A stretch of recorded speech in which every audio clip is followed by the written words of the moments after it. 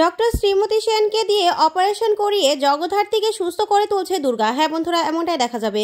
তাই সম্পূর্ণ জানতে ভিডিওটিতে লাইক দিয়ে চ্যানেলটি সাবস্ক্রাইব করে দেখতে থাকুন। গল্পের শুরুতেই দেখা যাবে কৌশিকী বৈদেহীর কাছে যায় আর গিয়ে বলতে থাকে, কাকিমণি, সামান্য জ্বরের কথা বলে তুমি ঘরে রয়ে গেলে তো? আমার মেয়েটাকে আশীর্বাদ করতে গেলে না, আর না আমার মেয়ের জামাইটাকে আশীর্বাদ করলে, তাই তো? তখনই বৈদেহী কিছুই বলে না। তখন কৌশিকী বলতে থাকে, পুরো পরিবার, এতগুলো মানুষের সামনে তুমি আমাদেরকে অসম্মান করলে। কেন করলে এটা? কেন করলে? তখন বৈদেহী বলতে থাকে, শোনো কৌশিকী, তোমার না এই জ্ঞান আমি শুনবো না, বুঝতে পেরেছ? এগুলো অনেক শুনেছি, আর শুনবো না। তখন কৌশিকী বলতে থাকে, কেন কাকিমণি? তুমি তো ছোটবেলা থেকে কাকনকে খুব স্নেহ করতে, তাহলে কাকনের বিয়ের সময় এই আশীর্বাদে তুমি থাকলে না, ওকে আশীর্বাদ করলে না কেন?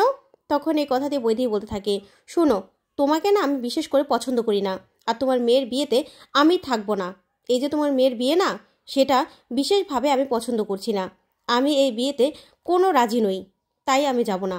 আর তোমাকে তোমাকে আমি পছন্দ করি না। তুমি আমাকে, আমার ছেলেকে, আমার ছেলের বউকে এই সম্পত্তি থেকে বঞ্চিত করেছো। তাই তোমাকে আমি আজকে বলে দিচ্ছি, তোমার মেয়ের বিয়েতে কোনো রকম আয়োজনে আমি থাকবো না। আমাকে তুমি পাবে না, বুঝতে পেরেছো? তখন এই কথা শুনে কৌশিকী চমকে যায় আর কষ্ট পেয়ে যায়। কষ্ট পেয়ে বলতে থাকে, কাকিমণি, তুমি এটা বলতে পারলে? আসলে তোমার মতলবটা কি সেটা আমি বুঝতে পারছিলাম না, জানো তো? তুমি যে এই যে বললে, এখন আমি বুঝতে পারলাম। আসলে তোমার ছেলের বিয়েতে আমি ছিলাম তো, তোমার ছেলের বিয়েটা নিজের হাতে দাঁড়িয়ে আমি দিয়েছিলাম।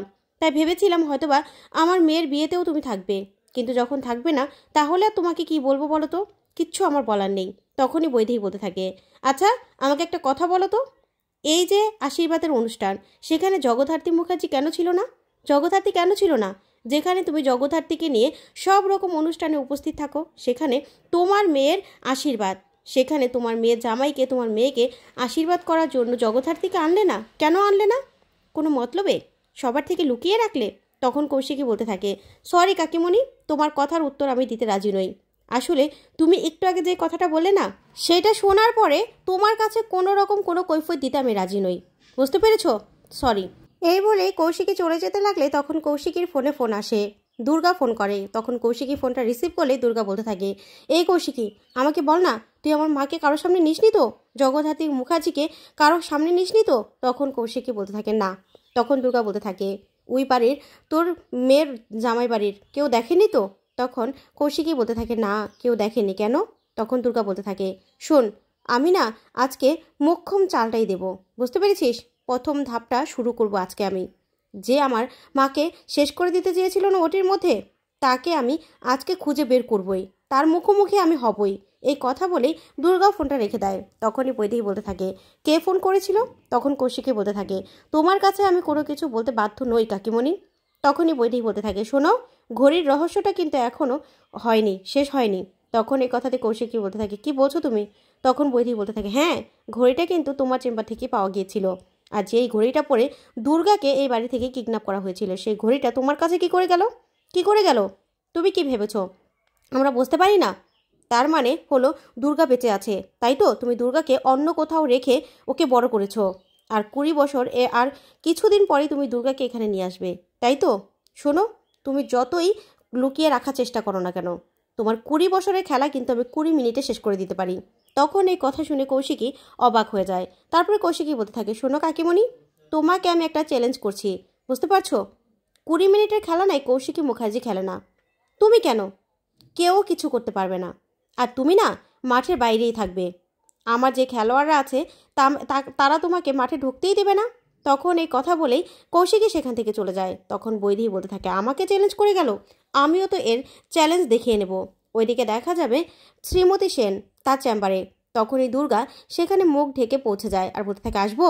তখন শ্রীমতী সেন বলতে থাকে, হ্যাঁ এসো। তারপরে দুর্গা গিয়ে বলতে থাকে, বসবো? তখন শ্রীমতী সেন বলতে থাকে, হ্যাঁ বসো। তারপরে দুর্গা বসলেই শ্রীমতী সেন বলতে থাকে, আগের কোনো রিপোর্ট আছে? তখন দুর্গা বলতে থাকে, হ্যাঁ আছে তো, সব আমার মাথার মধ্যে আছে। তখন এই কথা শুনে শ্রীমতী সেন অবাক হয়ে যায়, বলতে থাকে, কে তুমি? হ্যাঁ, কে তুমি? কী চাইছো বলো তো? তখনই দুর্গা বলতে থাকে, অপারেশন করতে হবে ম্যাডাম, ব্রেনটে সার্জারি করতে হবে। তখনই শ্রীমতী সেন বলতে থাকে, ব্রেনটে সার্জারি করতে হবে? তুমি ডক্টর না আমি ডক্টর? কোনো রিপোর্ট দেখলাম না, সিটি স্ক্যান রিপোর্ট দেখলাম না, তুমি বলছো যে অপারেশন করতে হবে? তখনই দুর্গা বলতে থাকে, হ্যাঁ ম্যাডাম, আপনার কাছে তো সেই জন্য এসেছি, মাথার অপারেশনটা আপনি করবেন, বুঝতে পেরেছেন? আর এমন অপারেশন করবেন না যাতে যে মানুষটার অপারেশন করবেন সে পুরো অবশ হয়ে যায়, তার অবলম্বন হয়ে যায় হুইল চেয়ার। যা শুনে শ্রীমতী সেন পুরো চমকে যায়, বলতে থাকে, কি বলছো তুমি এসব? আমি ডক্টর, বুঝতে পেরেছো? আমি কোনো ডাকাত নই, আমি একজন রক্ষক। আমি মানুষকে সুস্থ করি, মানুষকে অসুস্থ করি না। তখন দুর্গা বলতে থাকে, হ্যাঁ হ্যাঁ, আপনি জারে জুড়ে আমি শুনেছি। তাই অপারেশনটা করতে কত টাকা নেবেন শুনি?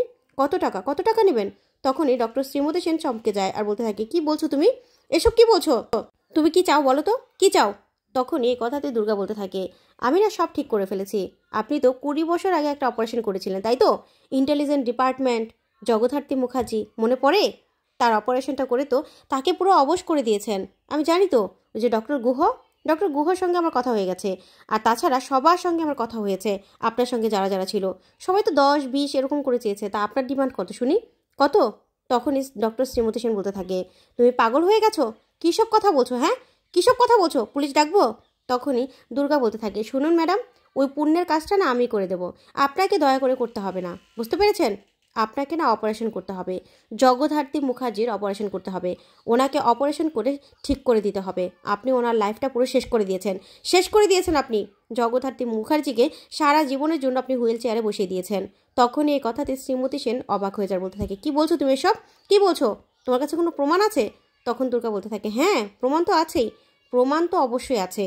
আপনাকে না জগদ্ধাত্রী মুখার্জির অপারেশন করে তাকে ঠিক করে দিতে হবে, না হলে আপনার এমন অবস্থা করব না যে আপনি নিজেও ভাবতে ভয় লাগবে আপনার, বুঝতে পেরেছেন? আপনি হেভি কেস খেয়ে যাবেন, কিন্তু হেভি কেস খেয়ে যাবেন।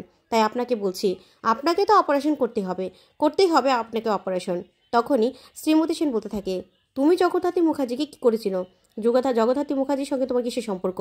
তখন দুর্গা বলতে থাকে, আছে তো সম্পর্ক ম্যাডাম, আছে, নারীর টান আছে, বুঝতে পেরেছেন? যা শুনে শ্রীমতী সেন পুরো চমকে যায়। তখনই দুর্গা বলতে থাকে, হয় আপনার অপারেশন হবে, না হলে জগদ্ধাত্রী মুখার্জির অপারেশন হবে, বুঝতে পেরেছেন? আপনাকেই কিন্তু অপারেশন করতে হবে, সব সেট করা আছে, আপনি একটু সাবধানে থাকবেন, বুঝতে পেরেছেন? আর আরেকটা কথা বলে দিই, আপনাকে কিন্তু দিব্যি সেন পাগলের মতো খুঁজছে, পেলে হয়তো শেষ করে দেবে, মেরে দেবে, বুঝতে পেরেছেন? যা বললাম, আপনার ছেলেকেও না ওরা টার্গেট করেছিল, ছেলের উপর হামলা করেছিল, ছেলেকে মেরে ফেলার চেষ্টা করেছিল, আমি বাঁচিয়েছিলাম। তখন এই কথা শুনে শ্রীমতী সেন চমকে যায়, বলতে থাকে, তুমি কে তুমি? তখনই দুর্গা বলতে থাকে, শুনুন ম্যাডাম, এই যুগের দুর্গাদের না 10টা হাত দরকার হয় না, 2টো হাতই কাফি। এই বলে দুর্গা সেখান থেকে চলে যায়। তখনই শ্রীমতী সেন পুরো ভয় পেয়ে যায়। তারপরেই কৌশিকী ফোন করলে, কৌশিকীর ফোনটা রিসিভ করলে কৌশিকী বলতে থাকে, কি ব্যাপার, আপনি আপসেট নাকি? তখনই শ্রীমতী সেন বলতে থাকে, না বলুন না, আসলে ওটিতে তো তাই। তখনই কৌশিকী বলতে থাকে, আসলে আমি কাজ ছাপিয়ে ফেলেছি তো, সবাইকে নিমন্ত্রণ করাও শুরু করে দিয়েছি। আসলে আমার মেয়েকে যে আপনার ছেলে ভালোবেসে বিয়ে করছে, সেজন্য আমি সারা জীবন আপনার কাছে কৃতজ্ঞ থাকবো। তখনই শ্রীমতী সেন বলতে থাকে, আচ্ছা ঠিক আছে। তখনই কৌশিকী বলতে থাকে, ওদের জন্য না আমি একটা ভ্যালেন্টাইন্স ডে প্রোগ্রাম সেট করেছি, এই ক্যান্ডেল লাইট ডিনার ওদের জন্যই, ওকে পাঠিয়ে দেবেন, ঠিক আছে? তখনই শ্রীমতী সেন বলে, ঠিক আছে। এই বলে ফোনটা রেখলে শ্রীমতী সেন দুর্গার কথা ভাবতে থাকে আর বলতে থাকে, মেয়েটা কে, ও কতটুকু জানে জগদ্ধাত্রী মুখার্জির ব্যাপারে? এই কথা ভেবে ভয় পেতে থাকে শ্রীমতী সেন। ওইদিকে দেখা যাবে মেহেন্দি বৈদেহীকে বিয়ের কার্ড দেখায় কাকনের আর বলতে থাকে, বাড়িতে তো বিয়ে লেগে যাচ্ছে, রাজকুমারীর বিয়ে, আর কদিন পরে দুর্গা মুখার্জিও চলে আসবে, তারপরে ওরা দুজন এই রাজ্যপাট সামলাবে আর আমরা প্রজা হয়ে থেকে যাব, বুঝতে পেরেছেন? তখন বৈদেহী মুখার্জি বলতে থাকে, না, এবার ত্রুপের তাস আমার কাছে এবার না 10-20 লাখ 50 লাখ যত টাকায় লাগুক না কেন, দুর্গাদের আমি ভিড় লাগিয়ে দেবো, নকল দুর্গা এনে আসল দুর্গাকে খুঁজে বের করবো। তখন মেহেন্দি বলতে থাকে, ও মাই গড মম, আপনি তো খুব ভালো আইডিয়া করেছেন। তখন উৎসব বলতে থাকে, মা তুমি দুর্গাকে কোথায় পাবে? তখন বৈদেহী মুখার্জি বলতে থাকে, বিয়ের দিন রাতে নকল দুর্গাকে এনেই বাজিমাত করে দেবো, তুই দেখিস। যা শুনে মেহেন্দি আর উৎসব খুশি হয়ে যায়। তো বন্ধুরা, আজকের আপডেটটি কেমন লাগলো কমেন্ট করে জানাতে ভুলবে না। ধন্যবাদ।